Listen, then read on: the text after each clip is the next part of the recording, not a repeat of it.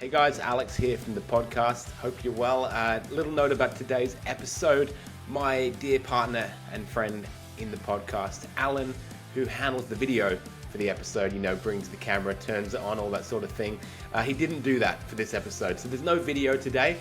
So it's going to be an audio only episode. So while we're here, make the most of this. We'll put a photo of Alan just here. And then, let's get on with it. Here's Dadvertising. Hope you enjoy.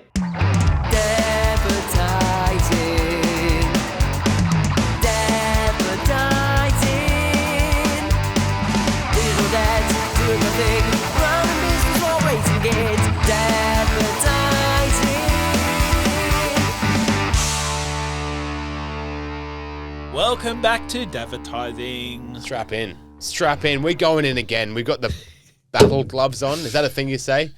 Battle gloves. We've got our brave faces on today. Correct. Yeah. We're going to stir up some more pots. coaching shit.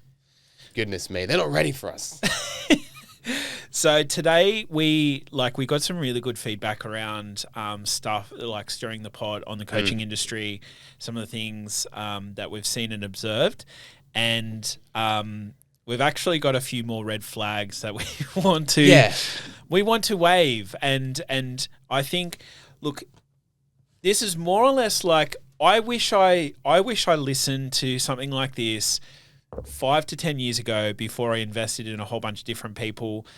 I'm not going to say that I wouldn't have invested in some of the coaches that I have, but I would have just approached the conversations and approached things in a much, much different way. Yeah. Had I have known these things that we're about to go through today. Yeah, 100%. And between you and me, we reckon we spent a few $100,000 between us easy on coaching, that sort of thing. And it's obviously helped us a lot. Yeah. And it's not just us shitting on the coaching industry, but it's just the dodgy tactics within it that we see. There's no barrier to entry to call yourself a coach. Anyone can just slap a label on their Facebook page and I'm a coach. Yep. And then with a few good moves, make some money off it. Exactly. And so Alan's actually original idea for this topic was, should you hire a coach? And we think that's subjective to everyone in their situation, so it's a tricky one to say. Yep. These are kind of like almost red flags of, if you see coaches doing this one, in our experience, it might speak to their character or put you in a position where maybe you don't want to work with that person. Yeah. And you know what? I'm just looking through all of our notes. All of them come back to integrity. Like, they do. All of them. So we'll go through one by one. Did you want to start? Yeah, well, it's not a blanket thing, because a lot of these are kind of just social media. Sorry to interrupt. I think that's a really, really good point, Alex, is not every coach is shitty. Not everyone's out to like rip you off. Even like there are some good, well-intentioned coaches who are unfortunately following tactics that they've been taught and things like that. Yeah. But for the most part, both you and I have worked with some really amazing, great coaches at the exact same time. Okay? I've worked with a guy who does about 3 of the things on this list non-stop, and he's a tremendously helpful dude. Yeah. Love him to bits, really helpful, but don't agree with always how he does business. But he's further ahead in business than me, so what do I say? Yeah.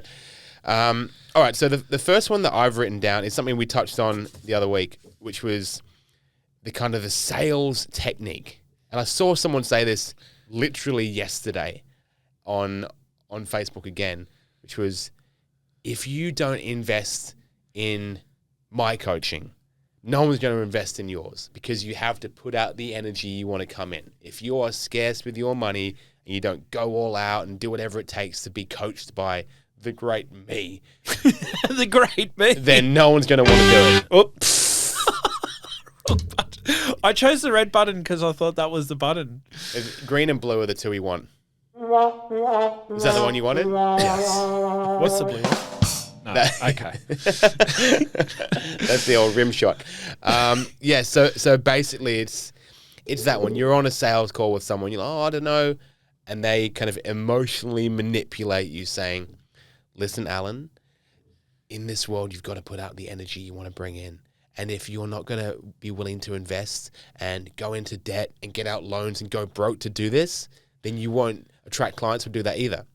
But you don't want to attract clients who will do that. Exactly. You don't want to attract clients who are broke and need to, take out financing or, personal loans and remortgage their house and stuff just to scrape together the money for your program, Exactly. you shouldn't be selling that person anything. Yeah. Because in my opinion, this is our opinions, legal disclaimer, like this is just what we think, but I don't like that tactic, and I also don't agree with it. Yeah. Like as a universal message. Yeah. There's a few things there, especially with the finance route. There is a part of me that I don't know. I still do. Yeah. Even like, but it is a good point. You know, sometimes finance does allow you to invest in the things that are most important, and coming back. Any investment into yourself is a great investment. Yeah. And sometimes you may not have the money. Like I invested in an iPhone app, $20,000 down the gurgler, made a whole $14 back. But it was the greatest lesson in business, like multiple lessons about starting a prototype and all the other things. Yeah. And the exact same thing could be said about a coach or whatever the case is. But it each to their own. I think you obviously above and beyond our red flags, you need to assess for yourself. But I do really understand the principle, and it's absolute baloney. I'm not against financing, by the way. Yeah, of course. Financing and little loans. I just don't like the idea that if you're truly committed to this, You have to do it. There's no question. You'll be willing to go broke to do it. Yeah. You know, call your mate, and then they use that analogy like if someone had a gun to your kid's head and said you've got to get some money, you do it. It's like, yeah, but they don't, brother. Yeah. You know, you're asking me to join a 12-week manifestation program. It's not the same thing. Yeah, exactly. So, brother, Brother, what's that, brother? That's how we feel. All right. My red flag is people who use their family or professional assets to prove a point. Okay. And this might be a little bit hard to explain, but hopefully as I explain it, people sort of pick up on what I'm trying to say. Especially in the video content realm, I will sometimes speak to someone who's like, you know, is just so out for themselves or so committed to their own success that they're willing to like chuck their family in purely for the purpose and use, and I think the key word here is use their family rather than actually be a true reflection of a family or a car or an award that they won from ClickFunnels or whatever the case is, that they use these things to prove that they're successful rather than actually being a good fucking human being. Yeah. Is probably the simplest way of putting it, because at the end of the day, there's no amount of awards and acknowledgement and assets and things that can override a shitty person with a shitty integrity, moral compass, if you will. I don't know if that actually makes sense or not, but all I'm trying to state here is that the quick way to fame and success is by like hiring a Lambo and hiring, you know, these flashy things that get lots of clout. The slow way is by being a good fucking human being and doing things the right way. Mm-hmm. And it takes time. It takes, you know, biting your tongue. It takes learning and, you know, having your medicine when your medicine's given. And it takes eating shit, like getting in the dirt and wearing dirt. Like it takes getting punched and kicked whilst you're down. Yeah. And you very rarely see, hear about failures from these people. Because they don't exist in their world. Yeah, and there's nothing wrong with, being proud of your car, being proud of your family. Absolutely. It's doing things. It's when it's used for a purpose. So a great thing on, you know how on, what's it called? X, Twitter. Yeah. There's like community notes now where you can almost like fact check people, but it doesn't have to be like the Facebook fact checkers. Yeah. Anyone can fact check a story. And there's a brilliant one, and it's just like this. There's a dude who's saying he's got some like trading account, and he's saying 3 years ago I was kicked out of school. now at age 19, I've just closed the deal on my $2.3 million house, and it's got like a Lamborghini out the front. And then someone fact checks below and just posts the link to that house is for lease on on a real estate website. Yeah. And it's like, you haven't bought this house. This is purely a lie. Yeah. And I love to see that sort of thing, because that dude's doing exactly what you're saying. Yeah. He's just posting something, making it up for clout to then inflate his, perceived success. Exactly. That is, nailed it. Couldn't have said it better. All the biggest ballers we know, they don't publicly ball. No. They really, maybe they, every now and then it's got a photo of their car in the garage. Do they love their car? The wealthiest people that I know wear the daggiest clothes, try and stay out of like the public as much as possible. They enjoy their privacy. And like some of them like have a huge legacy and are creating content and things like that. But for the most part, like the wealthiest people the wealthiest people in the world try and live as private lives as possible, because people just don't understand. People just look at their money and their fame and just, oh, you got lucky, or there's no luck about it. Like they've understood something, they have created it, and they don't feel the need to go and flash a Lamborghini or flash anything, they can have anything that they want with the wealth and the money and all the other things. It's really those who really play a conscious effort of posting these things and putting these things out that you can sort of tell it really feels forced rather than just an extension of who they are and an extension of what they're about. That's put really well. The sharing things you're proud of, sharing, proud family moments, proud milestones on Facebook. People do that. That's great. But if it's an extension rather than a tactic. Yes. And extension rather than tactic. That's the best way of putting it. You know whose social media sucks is Floyd Mayweather. Yes. Have you ever seen this guy's social media? Yeah. The entire thing is him on a plane, all his Louis Vuitton bags, dumb massive coat, kind of like looking off into the middle distance. He's got some enormous 300-kilo security guard just taking photos of him while he poses like this to show how wealthy he is. And then I always seem to bring up Joe Rogan on this podcast, but he's like one of the biggest cultural figures on the planet.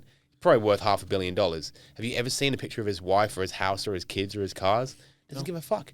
No. T-shirt and jeans, because that's just an extension of him. Exactly. Nothing wrong with balling, but when it's a tactic just to say, look how good I am, especially if it's not actually true, it's just to get clicks. It's going to come back in the wash, though. Well, even like Elon Musk, Jeff Bezos. Yeah. Bezos is a bit flashy. Yeah. Like he's a bit flashy. Yeah. Oh, there you go. But even like Gary V. Gary V is a perfect example. He just do you.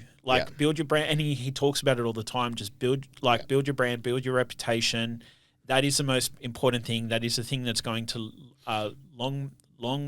it's going to longify. No, but it's going to precede anything that you can say with the actions that are then shown later on, sort of thing. So, well, this works really well with the next thing I was about to say, which is fuck your notebook, Alan. Always get angry when I give you the notes because I can't read your writing. Oh, can't you? No, I can. Okay, I can. I'm getting better at reading these days. Is moving on from the one style of content, which is just, inauthentic balling. Yeah. Is actually when you get people and their entire brand and you look, a lot of this is social media content based, right? Because this is the way that most coaches find their clients. Yep. Social media, Facebook, Instagram, mostly. Yeah. LinkedIn. And there's the people that you get where every single post is about how much money they made that month or that week, or how much money their clients made that week. And you never ever see any actual helpful information from this person.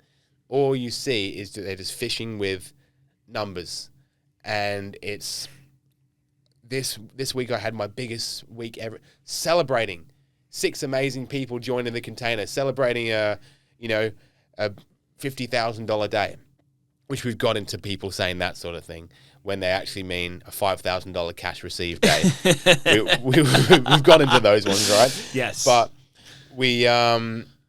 it's when, if you're trying to figure out you want to work with a coach, it can be very endearing to see, oh, look, their client had their biggest month ever. This client made 10 grand this month. And it's all like screenshots from WhatsApp, that sort of thing. Yes.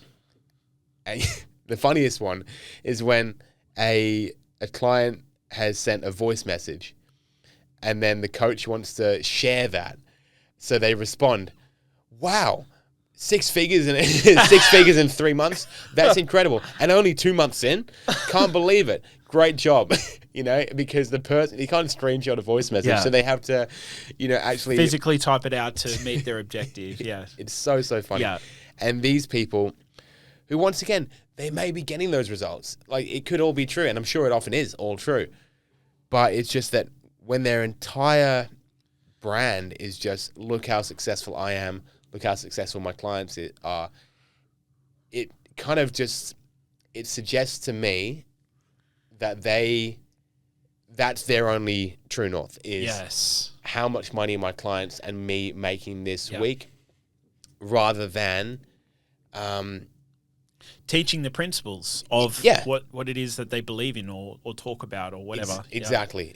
Because we don't know. And one of the guys that we mentioned before is a guy we both love at the moment, which is Adam from Evidence-Based Training. Yeah. Who is just the best content out there at the moment. He's so so-funny. Talks about fat loss 90% of the time. And he's just seems like a really real dude. And, you see on other people interviewing him, he's got a 8-figure business, $10 million fitness coaching, which is incredible.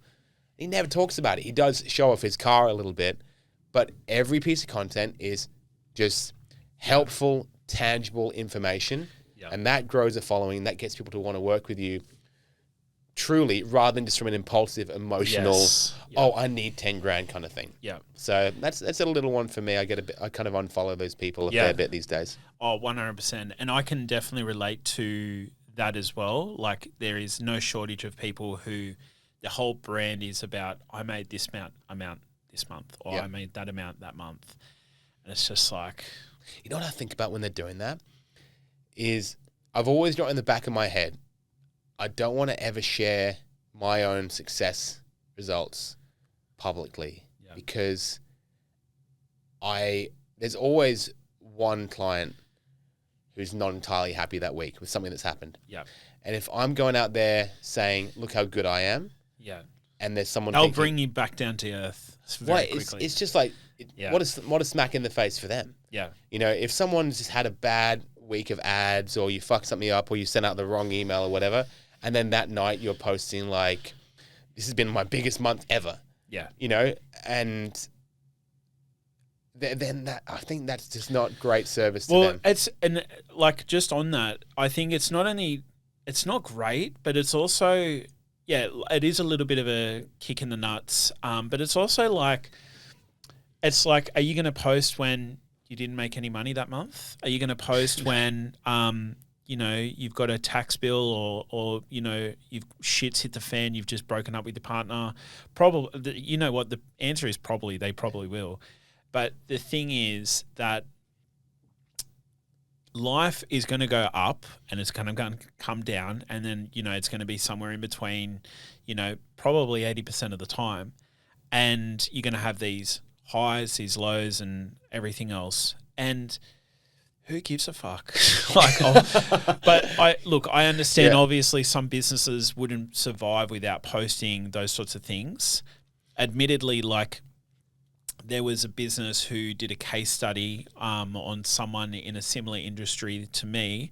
They shared their numbers, as in they broke down almost like a case study of how they worked with this person. They showed expenses, all these other things. And I was like, fuck, this person, purely based on, and I've shared this earlier, purely based on the way that they articulated the numbers and the importance of particular numbers, I was immediately interested. Yeah. And I ended up working with that coach because of the way that they operate and track numbers, because it's something that I needed to do, obviously. Case studies, sharing success, very important. Yeah. When that's all you do. Yeah. And When there's it's nothing but that. Yeah. Celebrating it becomes, ew, brother. What's that? Ew. That should be our little tag up to everyone. I know. Have you seen the original video of that one? Where that's come from? No. It's just like some sort of Islam. Yeah, a recorded Islam and lecture or whatever. Yeah, it's just, forgive me, I don't know what the word is. It a priest? Maybe not a priest, but in the temple, whatever. Yep. Yeah, and he's just like talking about people's thoughts on Islam. It's like, eat with your fingers, sit on the floor, grow a beard. What's that, brother? It's like it's that one little clip went so well. I love that it was just in the middle of like a religious sermon. Hell yeah! What a great clip. All right, viral audio is hilarious. Well, that was one of mine. Did you have? Oh yes. Is there one in there? Yes. Feel free to take one of mine. I contributed a lot more to this episode. Yeah. No jokes. All right. So this is actually one of yours. It sort of ties into what you're talking about and some of the stuff that I'm talking about, but actually hiring a coach with lived experiences. Yep. Walking the talk. Walking the talk, yep. Not just talking the walk. Yeah. I think a perfect example is, let's say you've got someone exactly like you're talking about, where it's all based around manifestation and creating money.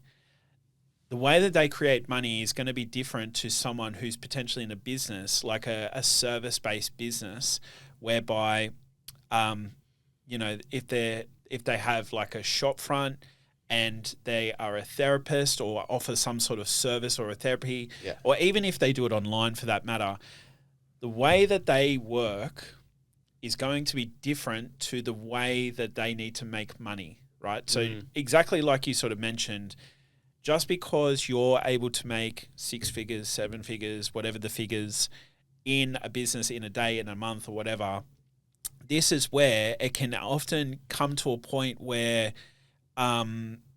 like sometimes these people that you're talking to don't actually have lived experiences in the industry that they're in the person that is in, and they're just going, oh no, but the same principles apply in business. Maybe to some degree, but like that's where it's important for whoever is investigating into or, inquiring into a coach or whoever, like, are they actually are those the same principles that they hold dear? Are they the same principles that you need to hold dear in order to move forward? In some cases it might be, in most cases it might not. And it's understanding, like, are you actually working with someone who has lived experience in the path that you're actually looking to go?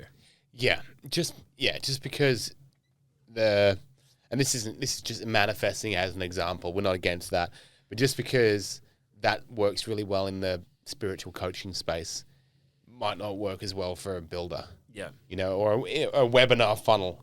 Run an ebook, like a ebook for a dog groomer. Maybe it's not going to work that well. So I think that's really, really great. And the example I gave of when I've been guilty of this was when I was health coaching back like 10 years ago. I was like in my mid-20s and I was pretty fit. And I was coaching a bunch of mostly women, and a lot of them had kids. And I just didn't register how little time that gives you to just do the things that I was saying to do. Yeah. And looking back, it's a bit cringy. I was just like, just do it. Just like find the time, find the energy, which there's merit to that. But also it's not very helpful as a mum to have some 25-year-old be like, just get up before your kids. But my kids wake up at 5:45 anyway. Yeah. Like you never know. And so I think that, the best coaches I've had are people who have just done the business that I've done. Yeah. Ryan, Scott, like all these people who are just 5-10 years ahead of you. Yeah. That's basically it, because they've made the mistakes. Absolutely. They've been where you are. They've had the same meltdowns. They've had the same failures. Yeah. And they're, especially if they're always learning as well. Yes. And not stuck in the past of what worked 10 years ago. Absolutely. That's another one. I think there's definitely merit, not always, because I have a client who is a coach and he's like older. He's probably in his 50s or 60s. But I think there is merit to people who are a little younger because they're still learning and they're not stuck in their ways. Yeah. But that's just the people that I have hired. Yeah. Well, look, I think this all really comes back to just making better decisions. And, you know, you may not realize that there are people out there who are actually doing what you want to be doing and offering some sort of coaching solution or otherwise that they actually have the hard and fought tested steps in order to get you to where you need to be. But yeah, it's just about finding that right person. Yeah. I'll just mention here, there is a part of me, again, I don't ever regret some of the coaches that I've worked with, but I do wish that I was aware of coaches who can coach specific industries. Like as a videographer, there are people who teach videography stuff that, and it's specific to running an agency, generating deals and things like that. There are coaches who specifically work with gyms, fitness entrepreneurs and things like that. There's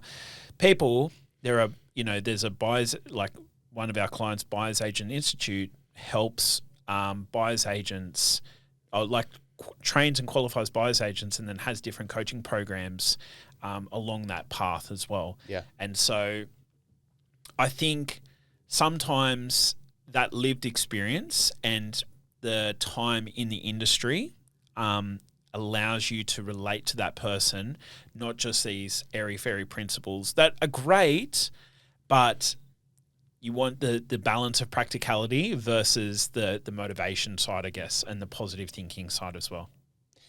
Yes.